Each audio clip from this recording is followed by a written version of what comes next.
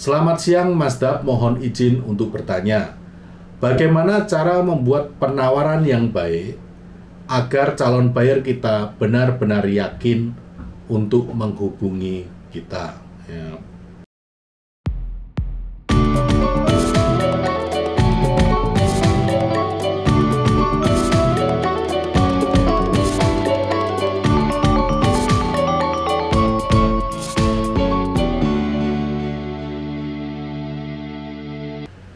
Ya, selamat pagi, selamat siang, selamat sore, selamat malam para Mas Daber dimanapun berada. Setelah sekian lama Mas Dap tidak membuat video untuk vlog maupun Q&A, jadi sekarang Mas Dap akan menjawab pertanyaan-pertanyaan kalian para Mas Daber yang sudah masuk lewat DM di Instagram. Jadi lumayan banyak, jumlahnya ratusan. Dan pada kesempatan ini Mas Dap akan mencoba menjawab secara bertahap, secara parsial menjadi beberapa video. Jadi kalau kalian merasa sudah memasukkan pertanyaan melalui Instagram, inilah pertanyaan-pertanyaan kalian beserta dengan jawabannya. Oke, baiklah, pertanyaan yang pertama yang sudah masuk dari Anli, nanti bisa dilihat di layar.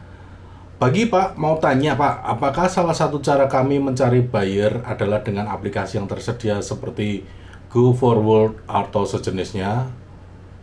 Karena itu berbayar dan cukup mahal. Oke, jadi banyak sekali para Mas Daber yang berusaha mencari buyer dari data-data yang diperoleh dari marketplace ya.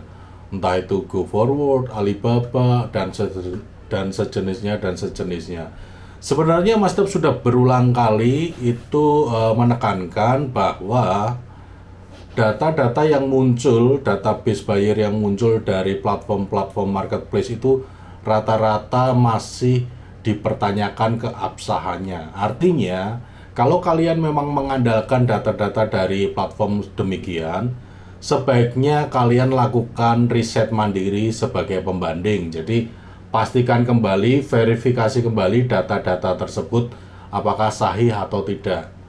Karena menurut pengalaman Mas Dap, meskipun Mas Dap sudah mengikuti platform marketplace berbayar pun, menjadi member berbayar, ternyata yang dikatakan buyer, inquiry buyer yang masuk ke tempat Mas Dap itu ternyata rata-rata masih bisa dikategorikan sebagai spam atau sampah.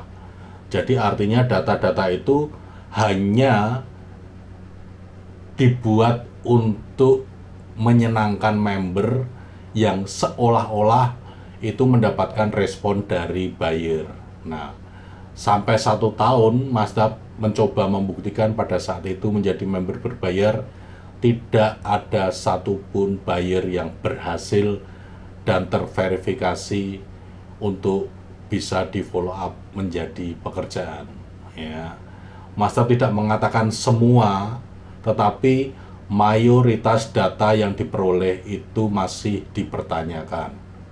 Nah, kalau Mas Dap menyarankan sebaiknya justru menggunakan metode riset mandiri seperti yang sudah Mas Dap buatkan video tutorialnya. Pertanyaan kedua yang sudah masuk dari Muhammad Ihsan. Izin bertanya Mas Dap, untuk yang Mas Dap maksud bahan baku handicraft di anti jamur itu bagaimana ya? Soalnya saya nyoba tanya-tanya ke supplier saya, tidak ada yang bisa. Selain itu fumigasi tenda maksudnya apa? Terima kasih Mas Dap. Oke, jadi kalau di tempat Mas Dap ya, kalau yang ditanyakan di tempat Mas Dap, bahan baku anti jamur itu bentuknya cairan ya. Kalau by merek ya, sebut by name gitu, mereknya adalah Fungiflex. Ya, itu untuk anti jamur. Juga ada anti kutu yang namanya DTM. Jadi biasanya Mas Dap mencampurkan Fungiflex, DTM plus thinner A. Ya, itu nanti digunakan untuk treatment anti jamur kepada produk yang sudah dianyam atau yang sudah menjadi produk dengan cara dikuas dan lain sebagainya. Itu bahan anti jamurnya. Terus Mas Dap, yang dimaksud dengan fumigasi tenda itu bagaimana? Fumigasi tenda itu prinsipnya, konsepnya sama dengan fumigasi di dalam kontainer.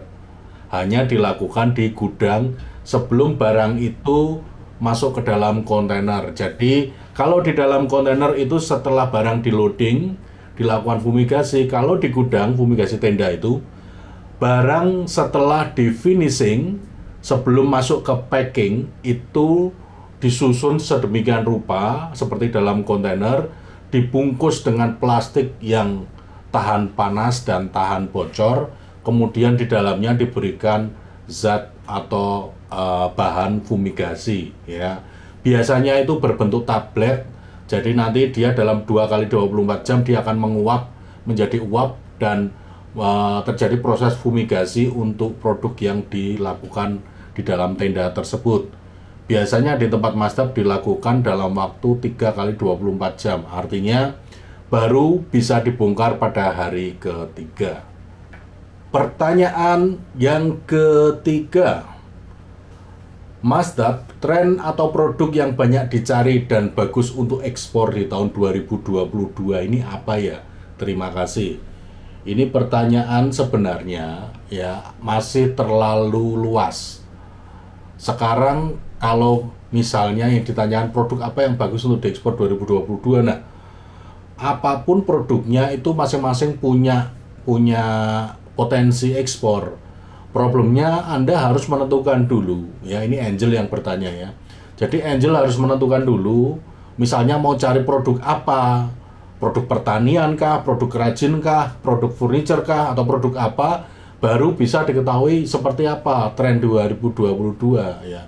Tetapi kalau masdab punya cara yang sederhana dan bisa diikuti, yaitu untuk melihat tren tahun 2022, 2023 misalnya seperti itu ya, cobalah masuk ke Pinterest ya. Di Pinterest itu kita bisa mengetik apapun produk yang kita cari, misalnya kalau masdab ya, basket tren 2022, nanti akan muncul banyak desain-desain. Di situ bisa kita review, oh seperti ini, seperti ini, seperti ini. Jadi caranya seperti itu, atau bisa googling juga ya. Misalnya basketry trend 2022 ya, 2022 itu nanti akan muncul hasilnya. Nah di situ kita bisa review produknya apa saja. Jadi kalau masdab ditanya apa yang produk tren 2022, tergantung yang dicari produk apa dulu gitu kan. Jadi banyak variannya di situ sebenarnya. Anda para masdaber juga bisa melakukan riset mandiri semacam ini, karena the magic of Google Search itu sudah memberikan kemudahan bagi Anda semua untuk mencari tahu kalau Anda memang punya niat untuk mencari tahu. Pertanyaan berikutnya dari Roshid Ridu ya. Hal apa saja yang dihandle jasa undername? Apakah semua? Dan apakah undername memang cocok buat pemula? Oke, Rido, kalau Anda sudah menyaksikan video-video tentang undername di channel Masdab Indonesia, Anda pasti akan tahu cakupan dari jasa undername itu apa saja. Ya, jadi nanti supaya lebih lengkap, ada 3 video soal undername yang sudah Masdab upload, silakan Anda simak ya. Tetapi untuk pertanyaan Anda akan Masdab jawab secara garis besarnya ya. Apa yang di cover oleh jasa undername? Undername itu hanya menyewakan lisensi ekspor produk yang sesuai dengan perizinannya. Misalnya kita mau ekspor furniture, ya kita cari jasa undername untuk produk furniture. Jadi dengan perizinan yang kita sewa di jasa undername itu untuk produk furniture, kita bisa melakukan ekspor tanpa kita sendiri memiliki perusahaan. Nah, ini berkaitan dengan pertanyaan berikutnya. Apakah undername memang cocok buat pemula? Sebenarnya undername itu bisa untuk siapa saja, mau pemula mau bukan pemula. Hanya yang selalu Masdab tekankan untuk penggunaan jasa undername, menggunakan jasa undername itu sifatnya hanya sementara, bukan permanen ya. Itu sudah Masdab tekankan juga di semua video undername. Jadi menggunakan undername itu hanya bersifat sementara, bukan solusi permanen. Kenapa? Alasannya bisa Anda saksikan di video-video tentang undername yang sudah Mazda buat sebelumnya. Pertanyaan berikutnya, pertanyaan kelima dari Ahmad Didi. Untuk penerbitan sertifikat barang yang akan dikirim itu, kita harus kemana, Mazda? Ini pertanyaannya bukan dokumen ya, tetapi sertifikat. Jadi Mazda mengasumsikan produk yang diekspor yang membutuhkan sertifikat. Contohnya, sertifikat phytosanitary. Sertifikat ini diperuntukkan bagi semua produk yang berasal dari tumbuhan dan binatang, itu memerlukan sertifikat phytosanitary. Kemana mengurusnya? Sertifikat phytosanitary bisa Anda urus melalui dinas karantina di lokasi terdekat di mana Anda akan melakukan ekspor ya.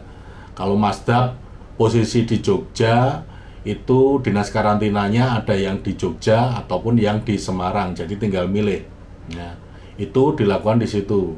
Kalau sertifikat yang lain di mana ngurusnya, misalnya HACCP, itu mengurusnya itu di kementerian ada lembaganya yang mengurusi sertifikasi HACCP ya. Jadi ada banyak sekalian. Makanya kalau misalnya ditanya sertifikat, ya sertifikat apa dulu, nanti baru bisa ditunjukkan lembaga-lembaganya. Tetapi intinya itu nanti diterbitkan oleh lembaga atau dinas terkait dengan produk yang akan diekspor. Ya, jelas ya Ahmad Didi ya. Jadi sertifikat itu beberapa contoh saja. Kalau sertifikat yang lain dengan spesifik kalau Anda tanyakan, nanti akan Mazda tunjukkan kemana harus mengurusnya. Pertanyaan ke-6 dari Mr. X. Mazda, izin ekspor terbaru sekarang apa aja, Mas? Ini ya. Saya baca di Google kok sudah tidak pakai SIUP ya. Lagi. Apa itu benar? Karena NIB sudah mencakup SIUP dan hak akses kepabeanan. Mohon pencerahannya. Terima kasih sekali, bagus ya. Jadi Mr. X, Anda sudah melakukan riset. Memang secara teori SIUP sudah tidak dibutuhkan lagi ya. Namun demikian untuk produk-produk tertentu yang diperdagangkan itu masih membutuhkan SIUP. Contoh, di tempat Mazda produk handicraft itu masih membutuhkan SIUP, meskipun dikatakan bahwa NIB itu sudah mengcover SIUP dan hak akses kepabeanan ya. Tetapi pada prakteknya, itu karena pemahaman yang berbeda terhadap kebijakan ini, beberapa dinas terkait masih mensyaratkan SIUP untuk merupakan bagian dari perizinan ekspor. Jadi, sebaiknya untuk antisipasi, ya, dibuat saja sekalian. Toh bikin SIUP itu juga gratis, hanya lewat OSS saja. Pertanyaan berikutnya dari Irlan Muhammad. Mazda, saya masih bingung kalau ditanya harga sama buyer. Jawabnya gimana ya? Bisa kasih contoh nggak, Mazda? Oke, masalah pricing atau penentuan harga, itu di video Mazda selalu Mazda menekankan harga ekspor berbasis FOB. Artinya, kita sebagai eksportir hanya menanggung biaya produk plus biaya-biaya lain untuk menjalankan produk itu sampai dengan di pelabuhan atau sampai dengan kontainer di atas kapal ya. Jadi untuk bisa menjawab itu dan menentukan itu ya, Irlan, Anda bisa melihat video Mazda tentang menghitung harga FOB ekspor berbasis ekspor ya. Nanti di situ ada tahu variabel-variabel apa saja yang harus dimasukkan untuk menghitung harga FOB, dan dengan demikian Anda akan bisa dengan tegas menjawab kepada buyer bahwa Anda akan menawarkan harga berbasis FOB ya. Tutorialnya sudah ada di playlist entrepreneur, jadi silakan Anda simak videonya dan ikuti saja. Itu sudah mengcover semua komponen biaya ekspor berbasis FOB atau free on board. Selanjutnya pertanyaan ke-8 dari Trioni Sukmawijaya. Mau tanya harga dari supplier dan berapa baiknya mengambil keuntungannya, Pak. Oke, terima kasih Trioni. Jadi pertanyaan Anda menunjukkan bahwa Anda belum menyimak video Masdab tutorial tentang cara menghitung harga ekspor berbasis FOB, ya. Dan Masdab yakin Anda juga belum paham apa itu FOB dan lain sebagainya. Itu tolong Anda pelajari dulu formasi cara menghitung harga ekspor beras berbasis FOB. Dengan memahami itu, nanti Anda akan tahu kapan dan di mana Anda meletakkan margin keuntungan Anda, cara menghitungnya bagaimana. Jadi tidak bisa misalnya, harga supplier sekian, harga jualnya sekian, dapat untung sekian, nggak ada. Jadi di situ ada detail-detail format yang harus Anda perhatikan supaya Anda bisa menentukan dengan tepat berapa harga jual Anda, berapa keuntungan yang diperoleh dari harga jual tersebut. Ya, Trioni ya. Jadi silakan Anda simak dulu video yang sudah Masdab buat tutorial tentang menghitung harga jual ekspor berbasis FOB. Pertanyaan ke-9 dari Ramadan Raffi Ihsan. Masdab, situs untuk cek ocean freight apa saja ya? Dan kalau daftar apakah harus berbayar atau ada syarat khusus? Para Masdaber, ya termasuk Ramadan, ocean freight itu tidak bisa dicek melalui website tertentu. Bisa ditanyakan kepada pihak forwarder langsung yang memang diberi wewenang menjalankan shipment, ya. Jadi ocean freight itu bisa diperoleh melalui pihak forwarder dengan cara kita menanyakan berapa biaya ocean freight untuk pengiriman ukuran kontainer sekian dari negara A ke B, dari pelabuhan A sampai pelabuhan B. Nah, itu bisa Anda tanyakan. Tapi kalau yang ditanyakan adalah apakah ada website yang memajang informasi mengenai ocean freight? Tidak ada. Ya, satu-satunya cara adalah menanyakan ke pihak forwarder, ya. Jelas ya Ramadan ya. Selanjutnya pertanyaan ke-10 dari Burhan. Pagi Om mau tanya, untuk eksportir sistem pajaknya gimana ya Om? Makasih. Oke. Masdab mengasumsikan seperti ekspor yang dilakukan Masdab. Jadi nanti kalau untuk kegiatan ekspor itu pertama ada beberapa produk yang terkena pajak ekspor, ada beberapa tapi tidak semua, dan besarannya berapa dan lain sebagainya itu bisa dicek di portal dari Bea dan Cukai. Tapi untuk produk seperti tempat Masdab itu handicraft, itu pajak ekspornya 0, ya, PPN ekspornya 0, ya. Nah, itu yang pertama. Nah, apa yang harus dibayarkan? Yang dibayarkan untuk kegiatan ekspor seperti Masdab adalah PPH pasal 25, PPH badan, pajak penghasilan badan pasal 25, ya. Itu dihitung berdasarkan omset. Jadi kalau omset dari sebuah perusahaan di dalam 1 tahun itu di bawah 4,8 miliar per tahun, itu terkena pajak PPH badan pasal 25 sebanyak 0,5% dikalikan omset, ya. Nah, pembayarannya itu dilakukan pada bulan berikutnya setelah terjadi transaksi ekspor. Jadi misalnya transaksi ekspor dilakukan bulan Januari, nanti bulan Februari maksimal tanggal 15 Anda harus sudah membayarkan pajak PPH pasal 25 tersebut, ya. Dari semua pembayaran pajak selama 1 tahun nanti direkap menjadi laporan pajak tahunan atau SPT tahunan badan, ya. Di situ tinggal direkap saja. Itu yang dilakukan untuk perusahaan ekspor sejenis dengan perusahaan Masdab. Baiklah, terima kasih para Masdaber yang sudah menyaksikan video ini dari awal sampai dengan akhir. Kalau masih ada pertanyaan, seperti biasa, silakan tulis di kolom komentar. Nanti akan Masdab respon. Part kedua akan tayang setelah part ini selesai. Jadi nanti masih ada part kedua dari total ratusan pertanyaan yang masuk. Semoga ini menjawab pertanyaan-pertanyaan yang selama ini kalian pikirkan, sehingga tidak membuat kalian menanyakan hal yang sama berulang dan berulang lagi. Kali lagi, matur nuwun, salam Indonesia.